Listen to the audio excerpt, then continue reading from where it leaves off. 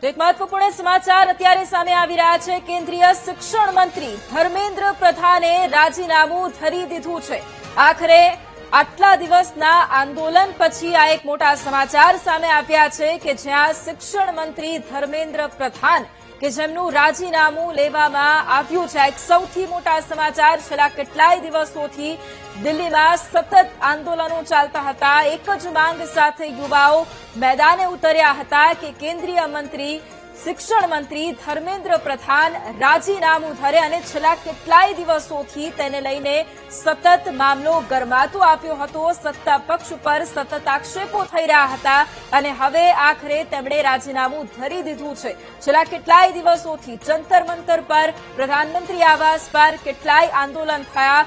યુવાઓ છે તે સમગ્ર દેશભરમાંથી વિદેશોમાંથી આવ્યા અને તેમણે આંદોલન કર્યું અને ત્યારબાદ વિપક્ષોએ સાથે મળી અને સરકારને ઘેરવાનો પ્રયાસ કર્યો અને સાથે સદનમાં પણ તેની ચર્ચા થઈ। તેને લઈને પણ સદનમાં હંગામો થયો અને હવે આખરે આટલા દિવસના આંદોલન આટલા દિવસે રાજકીય ગરમાવો આવ્યો તે પછી શિક્ષણ મંત્રીનું રાજીનામું। તો એક સૌથી મોટા સમાચાર અત્યારે સામે આવી રહ્યા છે કે જ્યાં શિક્ષણ મંત્રી ધર્મેન્દ્ર પ્રધાન જેમણે રાજીનામું ધર્યું છે અને આપણી સાથે ફોન લાઈન પર રાજકીય વિશ્લેષક જીતેન્દ્રભાઈ પટેલ જોડાયા છે। જીતેન્દ્રભાઈ, સૌથી પહેલા તો આપનું ખૂબ સ્વાગત છે વીટીવી ન્યૂઝમાં। જીતેન્દ્રભાઈ, જે રીતે છેલ્લા કેટલાય દિવસોથી દિલ્હીનું જંતર મંતર હોય, પ્રધાનમંત્રી આવાસ હોય, એ રણ મેદાન બની ચૂક્યું હતું કારણ કે છેલ્લા કેટલાય દિવસોથી યુવાઓની એક જ માંગ હતી કે શિક્ષણ મંત્રી રાજીનામું ધરી દે અને આજે હવે શિક્ષણ મંત્રીએ રાજીનામું આપ્યા છે। શું આપ સ્થિતિ જોઈ રહ્યા છો અત્યારે અને એની સાથે સાથે આપનું વિશ્લેષણ શું છે આ મુદ્દે? ચોક્કસ વૈભવી, આજે રાજીનામું છે ને એ યુવાનોની જીત છે કારણ કે જે રીતે સરકાર સરમુખત્યારશાહી અપનાવી રહી હતી અને વારંવાર માગણી છતાં આજ સુધી લગભગ 6 તારીખથી આ આંદોલન ચાલુ થયું હતું માગણીનું, પરંતુ રાજીનામું આપવાનું તો ઠીક પણ કોઈ જવાબ આપવા કે કોઈ પ્રતિક્રિયા પણ નતું આપતું। છેવટે જે 20 તારીખની જે ઘટનાઓ બની ત્યારબાદ આ આખો દેશમાં માહોલ સર્જાયો। એમને એમ હતું કે 5-50 જણા લોકો બેસીને ધરણા કરશે તો કઈ નહીં થાય, પરંતુ છેવટે સરકારે ઝૂકવું પડ્યું ને આ જીત ભારતની જીત છે, આ જીત ભારતીય યુવાનોની જીત છે। એ રાજીનામું એ માત્ર એક રાજીનામું આપવાથી કદાચ કઈ બધું મોટું પરિવર્તન નહીં આવી જાય કે સરકારમાં બધા હવે નીટના કે પેપરો ફેટ નહીં, પરંતુ સરકારને હવે ખબર પડી કે પ્રજા છે અને પ્રજાના જો હવે પ્રજાલક્ષી નિર્ણય નહીં કરીએ તો પ્રજા અમને ઘરે બેસાડી શકે એવો એક ડર પેદા થયો છે અને આ ડર એ ચોક્કસ આ રાજીનામું એ યુવાનોની જીત છે। તમામ યુવાનો જે પ્રત્યક્ષ અને પરોક્ષ રીતે જોડાયા હતા એ તમામને અભિનંદન આપું છું કે આ ભારતમાં લોકશાહી જીવંત છે અને લોકો પોતાને ચાહે તે રીતે કરાવી શકે છે અથવા તો કોઈ ખોટું કરે તો એને ઘરે બેસવાનો વારો આવે એવું એક ભારતીય લોકશાહીનું આ એક ઉત્તમ ઉદાહરણ પુરવાર થયું છે। બિલકુલ જીતેન્દ્રભાઈ, મારો બીજો સવાલ આપને છે કે ઘણી વખત દેશમાં આંદોલનો થયા છે, ઘણી વખત અનેક સાંસદો હોય કે પછી અનેક મંત્રીઓ હોય એમના રાજીનામાની માંગ પણ થઈ છે, પરંતુ સામાન્ય રીતે ભાજપના શાસનમાં એ જોવા મળ્યું છે કે મંત્રીઓએ રાજીનામા નથી ધર્યા। ભલે ગમે તેવા આક્ષેપો તેમની સામે થયા હોય, પરંતુ અહીંયા પહેલી વખત આ પરિસ્થિતિ આપણે જોઈ રહ્યા છે કે જ્યાં શિક્ષણ મંત્રીએ રાજીનામું આપ્યું છે। પહેલા સ્પષ્ટતા કરવામાં આવી હતી કે શિક્ષણ મંત્રી રાજીનામું નહીં આપે, પરંતુ તેના થોડા જ દિવસમાં આ એક યુટર્ન અહીંયા આવ્યો છે। એટલે આખી આ જે પરિસ્થિતિ છે એને આપ કેવી રીતે જોઈ રહ્યા છો અને સરકારે સાથે સાથે જે પોતાનો નિર્ણય હતો કે રાજીનામું નહીં આપવામાં આવે એમાં હવે યુટર્ન લઈ લીધો છે, એટલે હવે આજે આખું આંદોલન છે એ કઈ તરફ વળ્યું છે? વૈભવી, આ દેશ એક હવે લોકશાહી તરફ પ્રથમ પગલું માંડ્યું છે। છેલ્લા ઘણા સમયથી તમે જોતા તો કોંગ્રેસના શાસન હોય કે પછી ભારતીય જનતા પાર્ટીનું, જયારે લોકશાહીની વાતો થતી હતી પણ લોકોના વિચારો અથવા તો ઘણા લોકો કેટલાય ભ્રષ્ટાચારના કેસો આપણે જોયા છે કે ઘણી ગેરરીતિઓ જોઈ છે। લોકોએ આંદોલનો કર્યા, લોકોએ ખેડૂતોએ આંદોલનો કર્યા, કેટલી માંગણી થઈ, લગભગ એવા આંદોલનો છે કે વર્ષ સુધી ચાલેલા આંદોલનો, પણ સરકાર એ બહુમતી હતી, સરકાર કોઈને ઝૂકતી નથી અથવા તો જે સત્તામાં હોય એ સત્તા ક્યારેય ઝૂકતી નથી, નમતી નથી। પરંતુ અને આ આંદોલનની શરૂઆત થઈ ત્યારે પણ આપ જોવો તો તે સરકારે પ્રતિક્રિયા પણ નથી આપી કે ભાઈ આ યુવાનો અમે તમારી સાથે ચર્ચા કરીશું, વાત કરીશું, વાટાઘાટા કરીશું કે ભાઈ રાજીનામું નહીં પણ કંઈક આ કરીએ તે કરીએ, કોઈ વૈકલ્પિક વ્યવસ્થા કરવાની પણ સરકારે એકદમ ઇગ્નોર કરી હતી પ્રજાને, યુવાનોને। પણ આ યુવાનો એક થયા અને આ કોઈ પણ નેતૃત્વ વગરનું આંદોલન હતું, દરેકના દિલનું આંદોલન હતું, દરેક યુવાનના અથવા તો યુવાનની સાથે સાથે એના પરિવારજનો પણ જોડાયા હતા।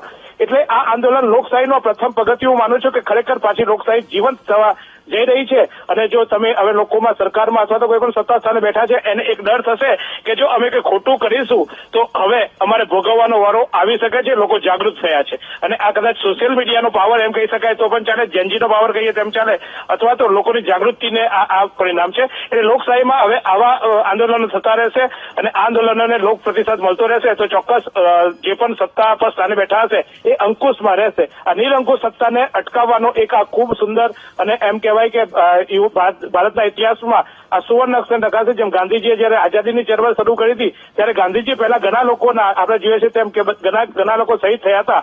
ભગતસિંહને યાદ કરીએ કે આપણે ઘણા કે આઝાદી મળવા પહેલા પણ આવા પ્રયાસો થયા હતા. તો આ એક ચોક્કસ હું એને પોઝિટિવ માનું છું કે આ દેશમાં જે સન્મુક્તાશાહી થવા જ તરફ જઈ રહી હતી એને અટકાવવાનું અને લોકોને એમાં જાગૃતતા લાવવાનું પ્રથમ પગથિયું છે. બિલકુલ. જીતેન્દ્રભાઈ, બીજો સવાલ મારો આપને એ છે કે છેલ્લા લગભગ 1 મહિના જેટલો સમય વીતી ચૂક્યો કે જ્યારે આ જે આંદોલન છે એણે વધુ વેગ પકડ્યો હતો. પછી એ સોનમ વાંગચુક કે જેમણે ધરણા કર્યા, જેમણે ઉપવાસ આંદોલન કર્યું, એમની સાથે અનેક યુવાનો પણ જોડાયા, આ બધું જ ચાલી રહ્યું હતું. લગભગ 1 મહિનાનો આ સમય થઈ ગયો છે, પરંતુ એની વચ્ચે જેટલા પણ આંદોલન થયા, વિપક્ષ સરકારને ઘેરી, આ બધું જ થયું. તો આટલો સમય કેમ લાગી ગયો? આપનું આંકલન શું કહે છે? મેં એ જ અગાઉ કીધું તેમ વૈભવી કે સરકારને પેટનું પાણી નતું આવતું. સરકારને એવું લાગતું હતું કે અમે સત્તા સ્થાને છે, અમને કોઈ પૂછતા નથી, આ તો છોકરાઓ છે, રસ્તે બેઠા છે, થોડા દિવસમાં થાકી જશે એટલે પછી એમને બોલાવીને એક, કારણ કે ભૂતકાળના તમે આંદોલન જુઓ, આંદોલન થયા. જી બિલકુલ, આભાર જીતેન્દ્રભાઈ અમારી સાથે જોડાવા માટે. ये सरकार तरह तरह की कोशिशें की हैं, देशद्रोही बनाने की कोशिश की, देश विरोधी बनाने की कोशिश की, लेकिन असफल रही. और साथ साथ हमारे नेता राहुल गांधी जिस तरीके के सारा देश भर में छात्रों की गूंज को सामने रखते हुए आंदोलन छेड़े हैं, लगातार जिस तरह की आंदोलन कर रहे हैं, सदन के अंदर सदन के बाहर, सड़क से सदन तक, राहुल गांधी जी एक तरफ, प्रदर्शनकारियों दूसरी तरफ, दोनों की दबाव में आकर देश की सरकार ने उनको लगा बचने का और कोई चारा नहीं है, एक ही रास्ता है, वो धर्म. અને આજ મુદ્દે સંવાદદાતા ભૌમિક વ્યાસ આપણી સાથે ફોન લાઈન પર જોડાયા છે. ભૌમિક, જે રીતે છેલ્લા કેટલાય દિવસોથી આંદોલન ચાલી રહ્યું હતું અને હવે ધર્મેન્દ્ર પ્રધાન જેમણે રાજીનામું ધરી દીધું છે, આખી આ જે સ્થિતિ છે એ સમજવી છે.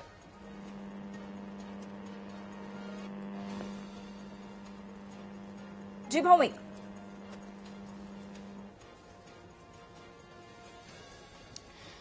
તો ફરી એક વખત સંવાદદાતાનો સંપર્ક કરીશું, પરંતુ અત્યારે આ એક સૌથી મોટા સમાચાર યુવાઓની આ જીત છે. કારણ કે જે રીતે છેલ્લા કેટલાય દિવસોથી જંતર મંતર પર આંદોલન ચાલી રહ્યું હતું, છેલ્લા કેટલાય દિવસોથી યુવાઓ છે એ અનેક માંગણીઓ સાથે મેદાને ઉતર્યા હતા, જેમાં જે 20 જેટલા યુવાઓ છે કે જેમણે સ્યુસાઇડ કર્યું હતું, જેમણે આત્મહત્યા કરી હતી કારણ કે નીટનું પેપર લીક થયું હતું, તેમના પરિવારો પણ આંદોલનની અંદર જોડાયા હતા અને તેમની સતત એક જ માંગ હતી કે જે રીતે આખું આ કૌભાંડ ચાલી રહ્યું છે તેને રોકવામાં આવે અને જે બાળકો છે એમના ભવિષ્ય સાથે કોઈ પણ પ્રકારના ચેડા ન કરવામાં આવે અને શિક્ષણ મંત્રીએ આની જવાબદારી ઉઠાવવી જોઈએ. અને આજે હવે આટલા દિવસોના આંદોલન પછી અને આટલા દિવસના રાજકીય ગરમાવા પછી હવે શિક્ષણ પ્રધાનનું આ રાજીનામું છે અને તેમણે તેની જાહેરાત પણ કરી છે. નીટ પેપર લીક કેસમાં સરકારે પહેલા પણ એ વાત કરી હતી કે સખત કાર્યવાહી કરવામાં આવશે. 2 દિવસ પહેલા પ્રધાનમંત્રીનો એક્સ પર એક વિડીયો પણ ખૂબ વાયરલ થયો હતો, જેમાં તેમણે તમામ યુવાઓને ફ્રેન્ડ્સ કહીને સંબોધ્યા પણ હતા. પહેલી વખત તેમનો આજે સેલ્ફી વિડીયો હતો, રીલ હતી, તે વાયરલ થઈ હતી. અને ફરી એક વખત સંવાદદાતા ભૌમિક આપણી સાથે લાઈવ જોડાઈ ગયા છે. ભૌમિક, આખી આ પરિસ્થિતિ આપની પાસેથી સમજવી છે, કારણ કે આટલા દિવસનું આંદોલન, આટલા દિવસની આ પરિસ્થિતિ કે જેમાં કેટલા યુવાનો છે તેમને ઢોર માર મારવામાં આવ્યો, પરિસ્થિતિ ખૂબ વણસી હતી. ફક્ત દિલ્હીની વાત નથી, સમગ્ર દેશમાં આંદોલન થયું હતું. આખી આ સ્થિતિ આપની પાસે સમજવી છે કે જ્યાં હવે છેલ્લે રાજીનામું ધરી દેવાયું છે. બિલકુલ વૈભવી, આપ જુઓ, જ્યારે નીટ પેપર લીક થયું અને ત્યારબાદ ક્યાંક ને ક્યાંક નીટ પેપર લીકને લઈને આખા દેશભરના વિદ્યાર્થીઓમાં ગુસ્સો હતો, આક્રોશ હતો. અનેક વિદ્યાર્થીઓ આત્મહત્યા કરી, પરિવારે પણ તેને લઈને રાજ્ય સરકાર, કેન્દ્ર સરકાર હોય તેની ઉપર આરોપ લગાવ્યા. ત્યારબાદ કોકરોચ જનતા પાર્ટી એટલે કે સીજેપી છે તેના દ્વારા જંતર મંતરમાં એક આંદોલનની શરૂઆત કરવામાં આવી. 35 દિવસથી આ આંદોલન ચાલુ છે અને વચ્ચેના દિવસોમાં આંદોલનમાં લાઠીચાર્જ થયા, સ્થિતિ વણસી. સોનમ વાંગચુક જે લેહ લદ્દાખના છે તેમણે આમરણરત ઉપવાસ કર્યા. 28 દિવસ બાદ તેના પારણા થયા. છેલ્લા અનેક દિવસથી ધર્મેન્દ્ર પ્રધાનના રાજીનામાની માંગણી જોર પકડતી હતી. કેન્દ્ર સરકારે તમામ પ્રયત્નો કર્યા. ખાસ કરીને પ્રધાનમંત્રી નરેન્દ્ર મોદીએ પણ વિદ્યાર્થીઓને તે વિશ્વાસ અપાવ્યો કે વિદ્યાર્થીઓના ભવિષ્ય સાથે કોઈ પણ પ્રકારના ચેડા કરવામાં નહીં આવે. આપને જણાવી દઉં કે 2 દિવસ પહેલા જ એનટીએ એટલે કે નેશનલ ટેસ્ટિંગ એજન્સી છે તેને પોતાના 47 અધિકારીઓને ટર્મિનેટ કર્યા. એમાંથી અનેક અધિકારીઓ પર હવે ક્રિમિનલ એફઆઈઆર એટલે કે ફરિયાદ દાખલ થવાની સંભાવના છે સોમવારે. 4 દિવસ પહેલા કેન્દ્રના શિક્ષણ સચિવને પણ તેના પદ ઉપરથી હટાવી દેવામાં આવ્યા. ત્યારે એવું લાગતું હતું કે ધર્મેન્દ્ર પ્રધાન રાજીનામું નહીં આપે, પણ છેલ્લા 48 કલાકમાં આખો ઘટનાક્રમ બદલાયો. જેપી નડ્ડા અને જીતેન્દ્રસિંહ સોનમ વાંગચુકને મળે છે. તેની સાથે મેદાંતા હોસ્પિટલ ગુરગામ છે જે નોઈડા, ત્યાં મુલાકાત થાય છે. તેની સાથે વાતચીત થાય છે અને વાતચીતને સકારાત્મક કહેવામાં આવે છે. ત્યારબાદ સીજેપીના પ્રવક્તા છે સૌરભ દાસ તે પણ મળે છે. જેપી નડ્ડાને 6 માંગણીઓ આપે છે અને તે કહે છે કે આગળ વાતચીત કરવાની ખાતરી આપી છે. ત્યારબાદ સોનમ વાંગચુકના પારણા થાય છે. ધર્મેન્દ્ર પ્રધાને આજે સોશિયલ મીડિયા ઉપર પોસ્ટ કરી છે અને કીધું છે કે વિદ્યાર્થીઓના ભવિષ્યને હું બરબાદ નહીં થવા દઉં. છેલ્લા 10 દિવસથી મારો અંતરાત્મા, મારું મન દુઃખી હતું કે ક્યાંક ને ક્યાંક જે રીતના માંગણી છે તેને લઈને આજે મેં મારું રાજીનામું આપ્યું છે. પ્રધાનમંત્રી નરેન્દ્ર મોદીને તેમણે પોતાના રાજીનામાનો પત્ર મોકલ્યો છે. આપને જણાવી દો તેમણે પોતાની પોસ્ટમાં લખ્યું છે કે હું મારી જવાબદારીથી પાછળ નથી હટતો, પણ જે રીતના સ્થિતિ બની છે, જે રીતના ભવિષ્યમાં સ્થિતિ બની શકે તેને કારણે પોતાની નૈતિક જવાબદારીઓ, ખાસ કરીને કેન્દ્ર સરકારમાં તે એક બહુ મજબૂત કહી શકાય કે મંત્રી હતા, પણ જે રીતના આંદોલન જોર પકડતું હતું, જે રીતના માત્ર દિલ્હી નહીં, દિલ્હીની બહાર તમે ગુજરાત લઈ લ્યો, તમે કેરેલા લઈ લ્યો, તમે મધ્યપ્રદેશ, રાજસ્થાન, અલગ અલગ વિદ્યાર્થીઓ, અલગ અલગ એનજીઓ, અલગ અલગ સામાજિક સંસ્થાઓ છે તે તેના સમર્થનમાં આવતા. એટલું જ નહીં, બોલિવૂડના અનેક સ્ટારો આવ્યા, સામાજિક જે અગ્રણીઓ છે તે પણ આવ્યા. પણ તે લોકોનું કેવું હતું કે સરકાર વિદ્યાર્થીઓની વિશે વિચારે અને સાથે તે લોકોએ તે વિશ્વાસ વ્યક્ત કર્યો હતો કે સરકાર સકારાત્મક પગલા ભરશે.